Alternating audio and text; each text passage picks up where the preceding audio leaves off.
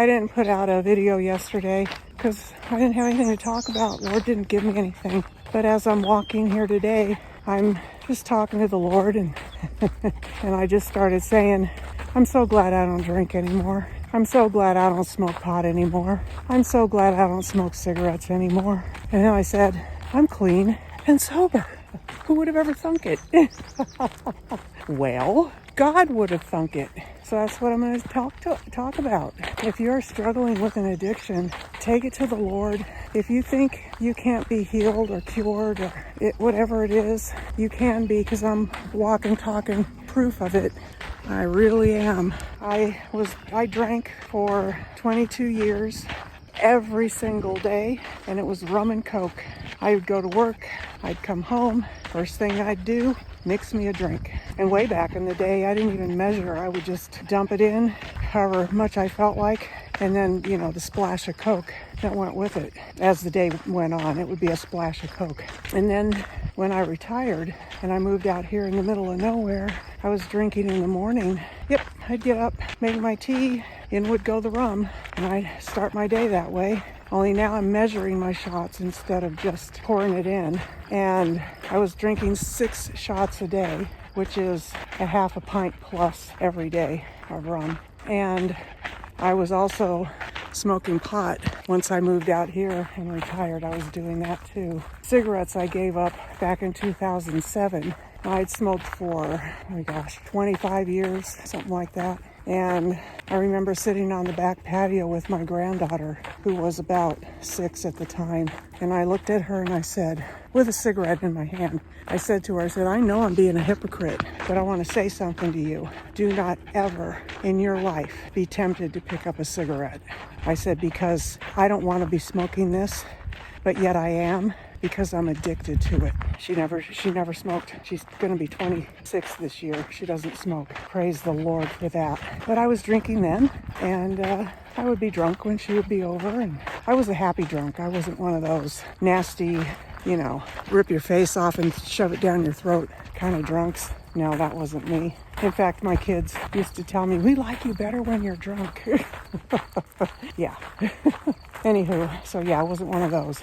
And I really seriously think that the demon that is alcohol, and it is a demon, it's a spirit. The demon that is alcohol, I think God prevented it from getting into my system. I really do, because I come from a long line of alcoholics, very long line. Everybody in my family drank but me until I was 45. I didn't drink. I would have a drink or two once in a while, and that would get me drunk. And then I would throw up, and that'd be the end of it for years and years. But when I was 45, I started drinking, and I literally felt a click in my brain. And I knew I was addicted. I knew it. It was the weirdest feeling. And so for 22 years, I drank every day. So when I moved into this trailer, smoking pot, drinking, no cigarettes. I've been here, I don't know. I moved in 2017. It was April 4th of 2019. I hear and I see Jesus before me. And he's sitting there in his long white robe with his tie around his waist. And, and he points at my drink. It's noon. And he points at my drink and he says, I have blessings to pour out on you, but you got to quit that.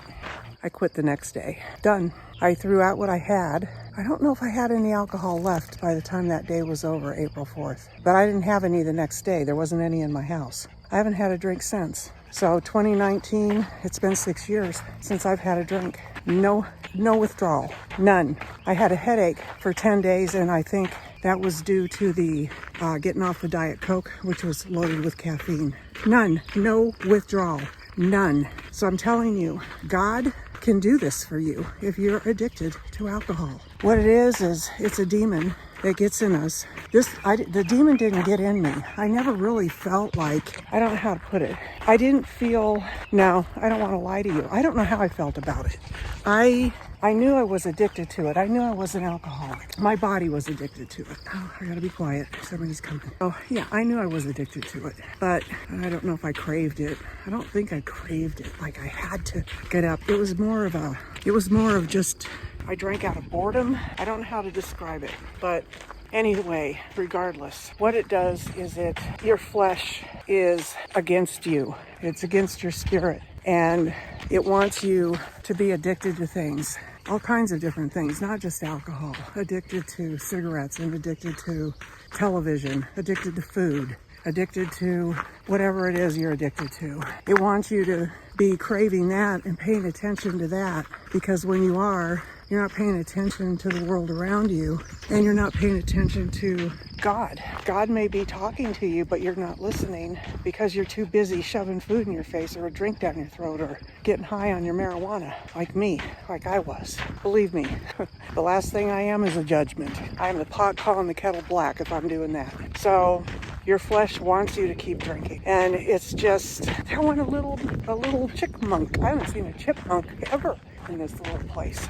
Your flesh wants to own you, my friend. Wants to own you. And that's the devil, actually, that's wanting to own you. I'll hold the phone down here and like that. Yeah, give my arm a rest. So I'll share this story about a family member. Maybe this will bring it home in a way. She's been drinking since she was 14. Unfortunately, she's now in her 30s. Now, I'll admit I have not spoken to her for probably going on 3 years now. And this is what basically stopped our relationship. She drank every day, like me, raising many children. And we were talking, and I was trying to bring her to Christ. She grew up in the Mormon church, and she knows the Mormon church is a cult, and she's walked away from it. She knows that it's definitely not the real thing. So I bought her a Bible, and she loved the Bible, and she was reading, and hungry. She's hungry for God. And so I would talk to her, well, when somebody is drunk, you can't really reason with them at all. And she had expressed to me that she tried to take her life several times in her 30s. I'm like, you can't leave your children. What are you doing? These children need you. And so one night we were talking, and she was telling me that her oldest was very angry and what to do about it. And I said, what are you going to do about that? And, she came back with some really crazy kind of answer. And I said, you're responsible for this anger. I said, you're drunk every day, and your child doesn't want you drinking every day. And there were other things that happened that I won't go into that are very private. But I said, you have not been an effective mom. Well, that, of course, sent her right through the roof. How dare me say anything like the truth? And I told her, I said, you need to quit drinking. And she says to me, and this is the devil coming right out of her mouth, I can't live without alcohol. And I'm like, I can't talk to you anymore. And I hung up, and I wrote a letter to her. And I said, the very thing that is trying to take your life, because it's the alcohol, is the reason why you're trying to kill yourself all the time. So the very thing that is trying to take your life is the very thing you said to me you can't live without. I said, think about that for a couple minutes. So that's where I know a lot of people get to. I have another family member that is a severe alcoholic, really bad. Really, really bad. Drives drunk. Again, I haven't seen this family member for going on, 5 years now. The last time I saw that family member was prior to COVID. So it's been 6 years. But the last I knew about this family member, they were still drinking all day, every day. And it just breaks my heart. It breaks my heart to see this go on in this family. Generational curse? I don't know. Maybe, possibly, could be. But I fell into the trap at 45, and praise God, after 22 years, he cut me free of it in one day.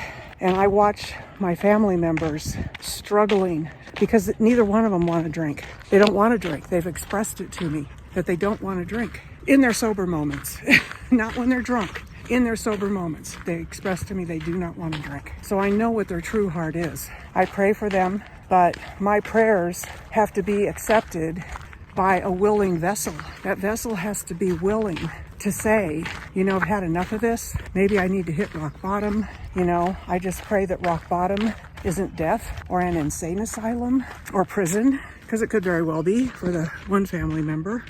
And it just, I want to encourage you, if you are struggling with the same addiction, get on your knees and just confess it to God. Say, God, I'm an alcoholic. This bottle owns me. I don't want this anymore in my life. And mean it. Don't just say it. Don't be lip service with the Lord. And mean it. And scream out to him.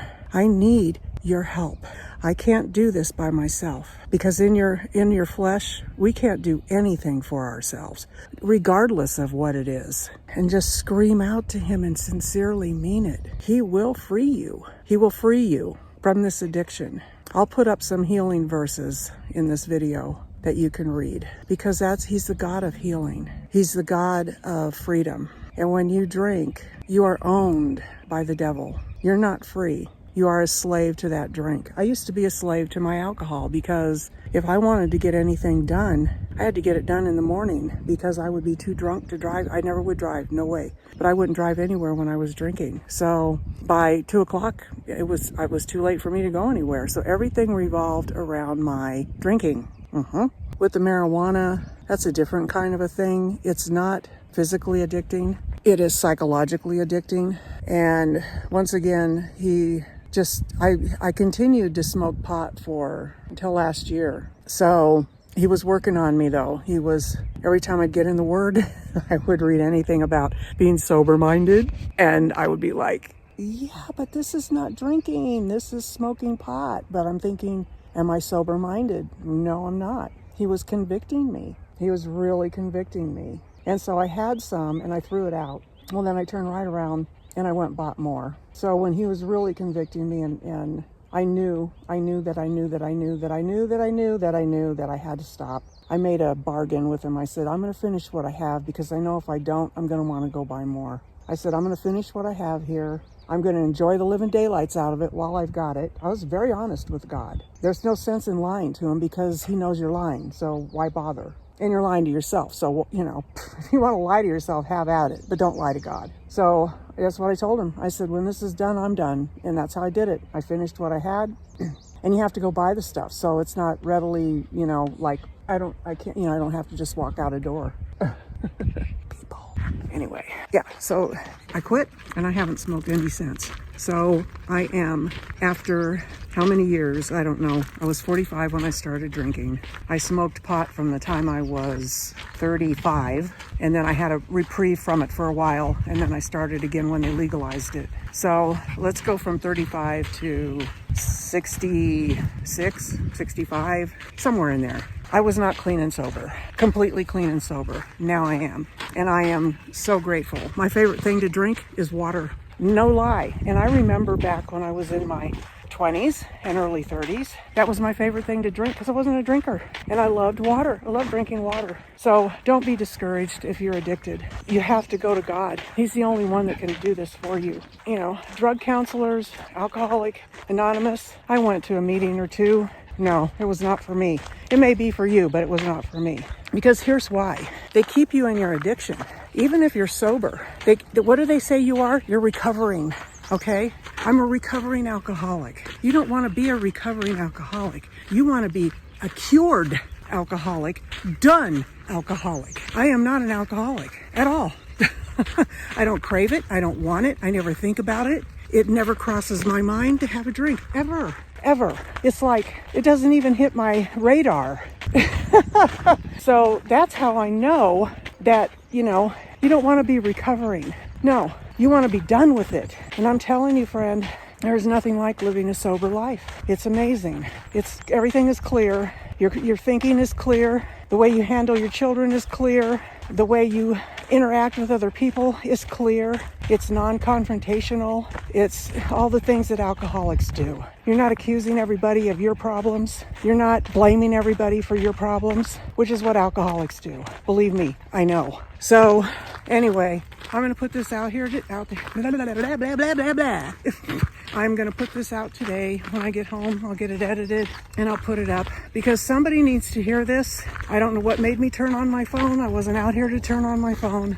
I wasn't out here to talk about this issue. So I pray that if you're the one that needed to hear this, that you heard it, and that you're going to do something about it by getting on your knees. Get on your face if you have to, and just start crying out to the Lord. And do it when you're sober. Don't do it when you're drunk. You need to be of sober mind, because God's not going to listen to you when you're drunk. Not the way he will if you're sober. Take 10 minutes out of your non-drinking time and get on your face and tell him that you need him. Tell him that you can't go on like this anymore, that it's killing you. And it is. It is absolutely killing you. All right, everybody. I love you so much. I'll see you in the next one. Thumbs up, subscribe, all the things.